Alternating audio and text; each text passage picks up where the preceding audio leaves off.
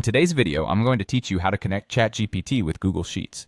We'll start inside a Google Sheets file, and for this demo, I'm using an expense tracker. Any sheet works as long as you're signed into the Google account where you want the add-on installed.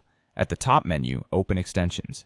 This is where Google Sheets lets you manage and add extra tools.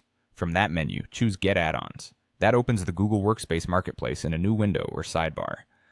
In the search bar, type GPT for Sheets and Docs, then look for the listing with that exact name. Open the listing to view details, skim the overview and permissions, and make sure it matches what you want. Click Install. A confirmation prompt will appear explaining what the add-on can access.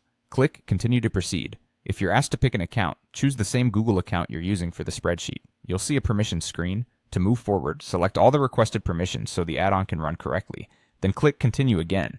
This is standard for Workspace add-ons, but always review the list so you understand what you're granting. When installation finishes, close the Marketplace window or click the close icon to return to your spreadsheet. Back in Google Sheets, go to the Extensions menu once more.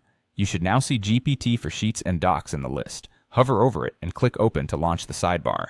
The add-on loads on the right side of your sheet. From here, you're ready to integrate ChatGPT capabilities directly into your spreadsheet. If the sidebar prompts you to complete setup or review usage instructions, follow the on-screen guidance. Some features may require configuration inside the sidebar before your first use. A few quick tips before you begin. Make sure you're comfortable with the permissions you granted, and install add-ons only from trusted publishers. If you work in a shared sheet, remember that add-ons are installed per user, so teammates may need to repeat these steps in their own accounts.